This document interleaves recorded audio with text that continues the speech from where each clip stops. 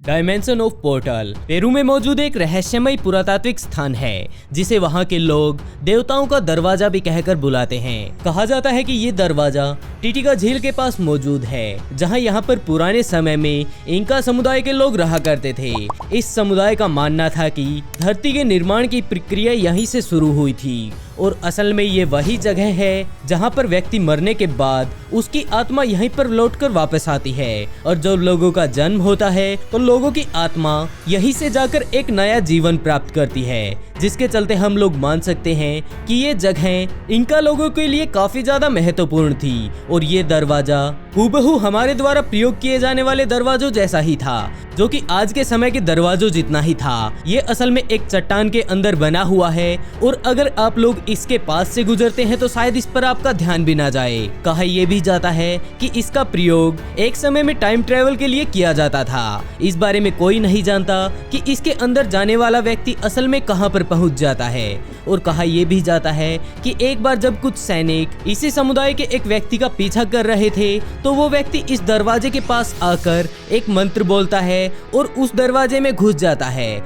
और जब सैनिक भी उस दरवाजे में घुसने की कोशिश करते हैं तो वो घुसने में कामयाब नहीं हो पाते और सैनिकों के द्वारा उस व्यक्ति को दोबारा कभी देखा भी नहीं गया। वैसे क्या आप लोगों ने सहारा रेगिस्तान के बीच बनी एक आंख को देखा है, जिसे सहारा की आंख भी कहा जाता है?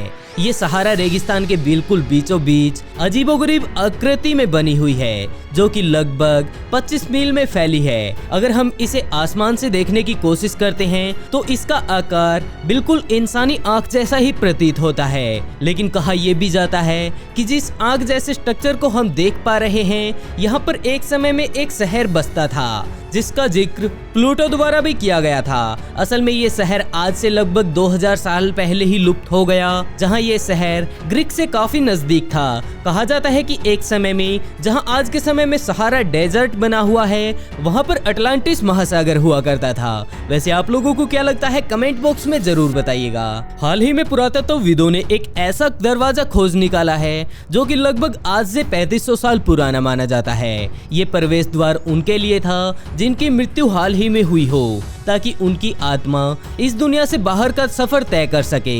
ये दरवाजा 6 फीट ऊंचा है, जिसका निर्माण काफी सारे धार्मिक चित्रों के साथ एक गुलाबी ग्रेनाइट पत्थर के साथ किया गया है। एक समय में यहाँ पर मौजूद मकबरा वहाँ की रानी के मुख्यमंत्री का हुआ करता था, जिन्हें 15वीं शताब्दी ईसा पूर्व के समय में दफनाया गया था। उसे रानी की कब्र के पास ही बनाया गया था, जिससे पता चलता है कि मंत्री उस समय राजा महाराजाओं के कितने खास हुआ करते थे।